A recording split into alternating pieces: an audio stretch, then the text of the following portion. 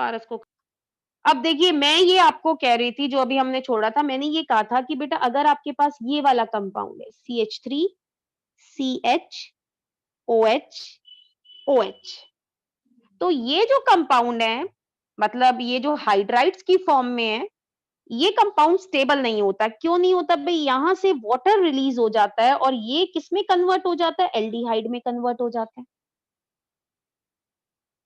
लेकिन ये अगर इसकी जगह पे यहाँ पे OH तो जरूर हो, ये जो आपका CH3 है यहाँ पे CH3 की जगह पे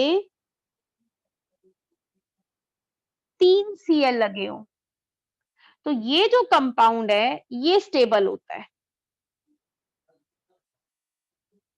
समझ आ गया क्या बोला है मैंने? कि ये कंपाउंड स्टेबल है, ये जो मैंने बनाया है। हाँ जी, आपको मेरी आवाज आ रही है सबको? Yes ma'am. ठीक है बेटा, ये जो कंपाउंड है ना ये स्टेबल है।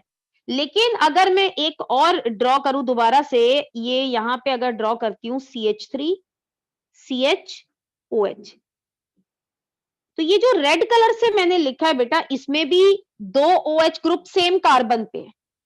लेकिन ये जो कंपाउंड है, ये जो क्लोरल है, ये स्टेबल है।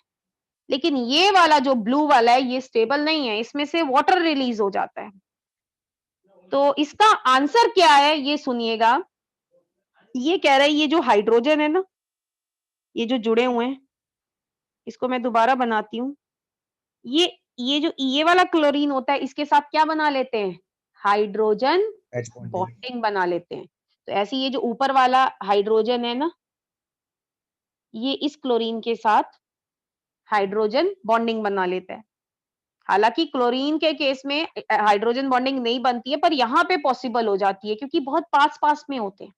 तो इंट्रामोलिकुलर, इंट्रा मतलब विद इन द मॉलिक्यूल, तो भाई ये हाइड्रोजन को जाने ढंग से नहीं देंगे और आपका जो क्लोरल होगा वो क्या होगा? स्टेबल होगा। ये जो है ये देख लीजिए, क्लोरल में क्या है? तीन ग्रुप लगे हुए हैं CH3 एक साथ ही। तो पॉजिटिव चार्ज जो है कार्बन पे क्या हो जाएगा? बढ़ जाएगा। As a result weak nucleophile water ये जो है ये दोबारा अटैक करके ये क्या बना लेगा? OH की फॉर्म में कन्वर्ट हो जाएगा। मतलब ये क्लोरल है, ये क्लोरल हाइड्रेट, मतलब पानी इसमें आ गया।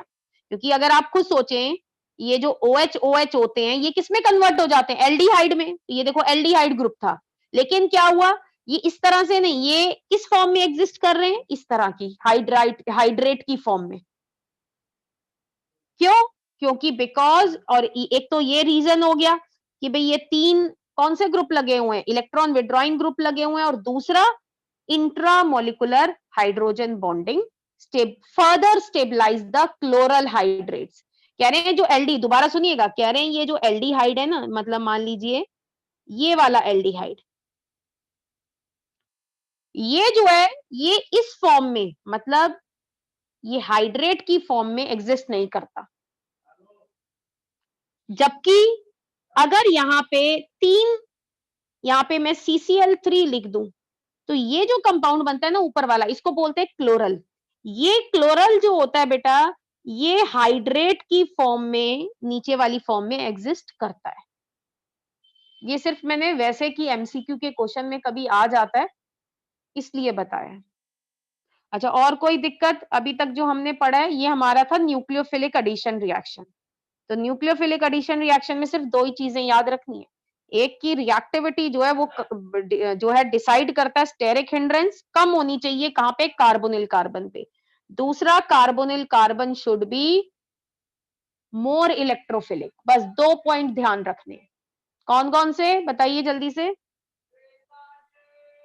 Carbon in carbon should be less sterically hindered. More electrophilic. Electrophilicity is more Electrophilic. Greater होनी चाहिए। बस ठीक है ना। तो अब हम अगली क्लास में करेंगे आगे रिडक्शन ऑक्सीडेशन, और एक लास्ट हमारा बचता है एल्डोल कंडेंसेशन और कैनिज़रो रिएक्शंस। ठीक है? Okay ma'am.